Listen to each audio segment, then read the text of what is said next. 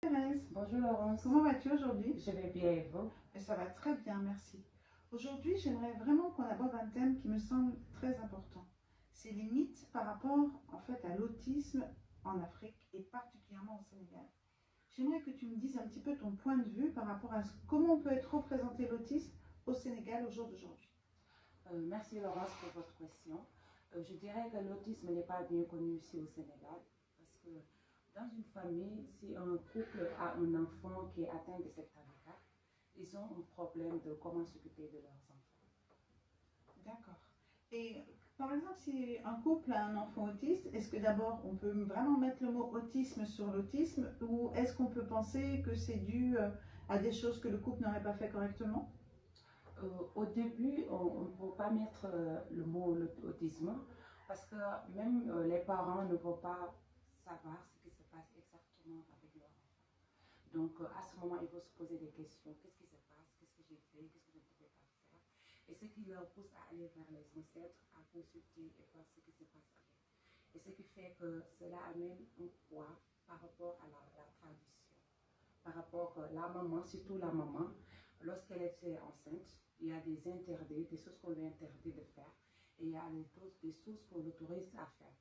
Donc, si la maman a fait quelque chose qu'elle ne devait pas faire, voilà, cela peut amener des choses par rapport à leur imagination, leur pensée qui fait que l'enfant est tombé malade. Un peu comme une punition?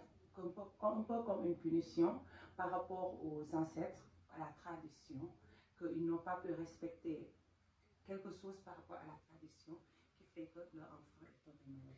Et du coup, ce serait une punition de Dieu? Du coup, il y a d'autres qui vont dire que c'est une punition de Dieu. Il y a d'autres qui vont dire que c'est une punition au niveau des ancêtres par rapport à la chose qu'ils n'ont pas pu faire. Donc, par exemple, dans les Sérères, les Mancagnes, les Diola, on a ce qu'on appelle les tours. Les tours, c'est quelque chose qui est gardé par un voyant qui est là-bas. Donc, tu vas aller le consulter et c'est lui qui va te dire non, il fallait verser du sang. Lorsque tu as eu ton enfant, il ne fallait pas faire ceci, il fallait faire cela. Et c'est ce qu'ils vont faire, vont passer que c'est à cause de la tradition que leur enfant est tombé malade. Mais du coup, ça implique beaucoup de culpabilité pour la maman. Oui, ça implique beaucoup de culpabilité pour la maman. Parce que même le papa peut ne pas se sentir concerné, mais la maman, donc on va la pointer le doigt pour dire que oui, c'est toi qui as mis au monde un enfant qui est malade. Et ce qui fait qu'ils préfèrent garder leur enfant pour que les gens ne voient pas leur enfant, que leur enfant reste à la maison.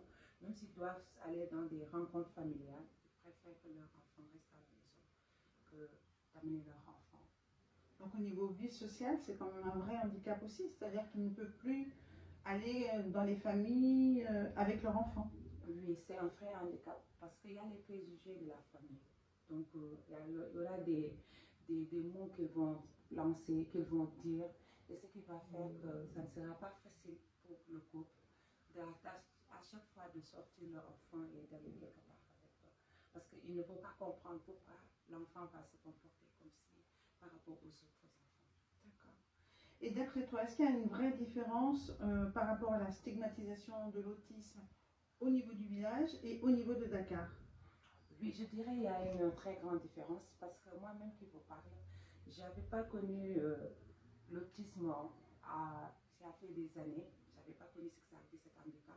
Il a fallu que je vienne jusqu'à Dakar, que je sois en contact avec les gens pour que je puisse découvrir cet handicap qu'on appelle l'autisme.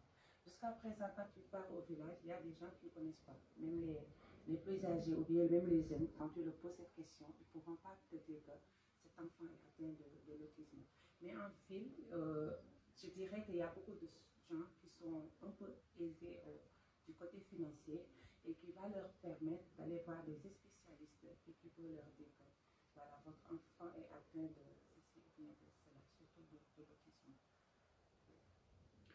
Eh bien, écoute Thérèse, je te remercie beaucoup pour ce reportage et pour ton témoignage. Je pense que ça va permettre de faire évoluer les choses par rapport à la représentation de l'autisme. Merci encore à toi. Merci beaucoup Laurence et ça fait plaisir de discuter avec vous concernant cela. Et j'espère que ça va édifier beaucoup de parents à comprendre que l'autisme, ce n'est pas une maladie, c'est un handicap. Merci beaucoup. Merci beaucoup Thérèse.